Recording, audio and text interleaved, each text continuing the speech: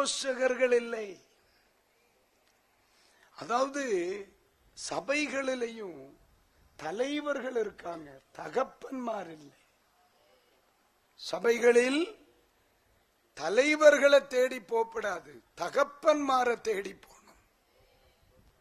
தலைவர்கள் பிரியமானவர்களைன்னு கூப்பிட்டுட்டு போவாங்க, தகப்பன்மார் சாப்பிட்டியான்னு கேட்பான், ஜோம் பண்ணியான்னு கேட்பான், ஆராதனைக்கு ஏன் வரலன்னு கேட்பான், உபவாசம் பண்ணினியான்னு கேட்பான். அது அப்பன். வந்தாலும் தெரியாது, போனாலும் தெரியாது. பிரியமானவர்களே என்று போறான்னா தலைவன் கண்டிப்பா ஒரு நாள் அவன் உனக்கு தலைவலியாவான். தலைவன் தலைவலியாவான். தகப்பனோ தடம்புரளாமல் நடத்துவான். சில ஆட்களுக்கு பிரச்சனை என்ன, எங்க பாஸ்டர் சோமனியான்னு கேட்கார், பாட்டு பாண்டியான்னு கேட்கார், வசனம் படிச்சியான்னு கேட்கார், உபாச கூட்டத்துக்கு ஏமரலேன்னு கேட்கார், சனிக்கிழமை ஏமரலேன்னு கேட்கிறேன், திருவிருந்துக்கு ஏமரலேன்னு கேட்டு முட்டியில எல்லாம் விடுறார். அவருக்கு யார் ரைட்ஸ் கொடுத்தா? எல்லாம் வருதான். அல்லேலூயா. இப்ப யாருக்கும் பாஸ்டர் எங்களை யாருன்னே கேட்கப்படாது. எங்க பாட்டுக்கு வருவோம், எங்க பாட்டு போவோம். எங்க நரகத்துக்கு. அல்லேலூயா. ஏம்மா நீங்க சர்ச்சுக்கு போறவங்க எல்லாம் கை தூக்கி ஒரு அல்லேலூயா சொல்லுங்க. சரி, உங்க பாஸ்டர் தலைவனா தகப்பனா?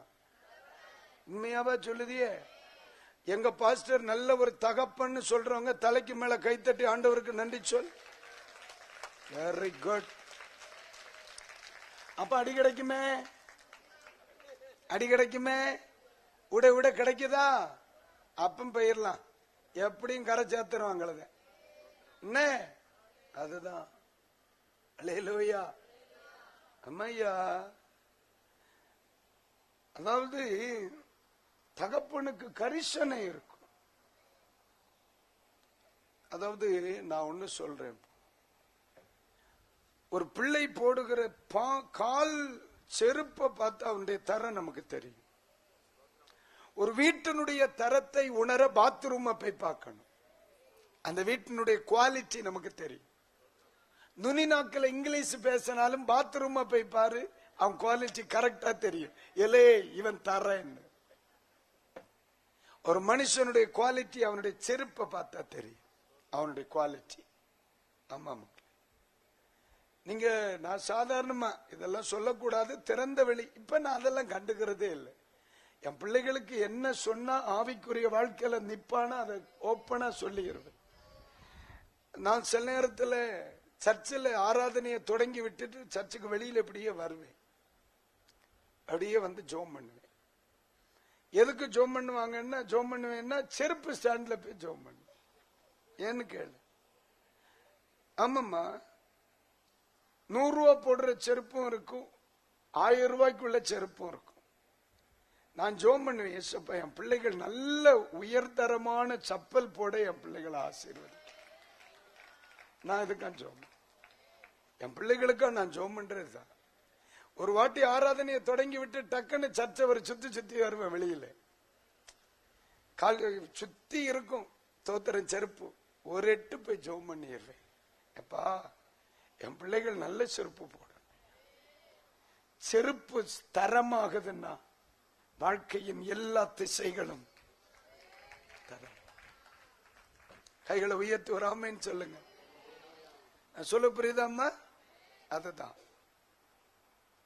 நம்முடைய பிள்ளைகளுடைய வளர்ச்சி ரொம்ப முக்கியம். தேவன் அவர்களை நமக்கு தந்த மேடையில மட்டும் எழும்பி நின்று பயங்கர உத்தியோகமா பேசிட்டு எல்லாம் போக முடியாதுடா.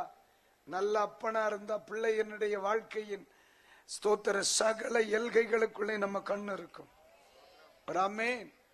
அதனாலதான் சிலர்லாம் என்கிட்ட சொல்லுவான், பாஸ்டர் பாஸ்டர் கொஞ்சம் ஸ்டாண்டர்டா பேசணும். நடக்காதடே, என்ன கொண்டு கிடையாது, நம்ம ஸ்டாண்டர்ட் எல்லாம் இதுதான். ஆனா ஒண்ணு நான் சொல்லி கேட்டா நல்லா இருப்பேன். அல்லேலூயா.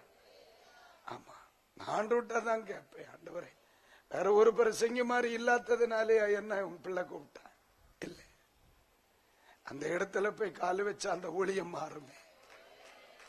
அப்ப நான் என்ன செய்யணும்?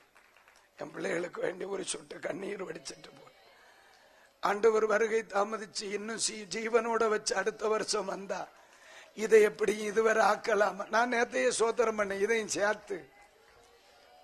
இனி வேண்டாம், பிரச்சனை ஆகும். லைவ்ல போ, நாலு பறவை சொல்லு. அல்லேலூயா. அவராதா ஊழியம் வளராதா? அத்து மக்களை தர மாட்டியலா? ஆமே.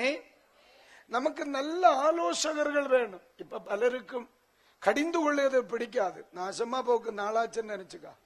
என்ன உபதேசிக்க தகப்பன்மார் வேணும், கடிந்து கொள்ள தகப்பன்மார் வேணும்.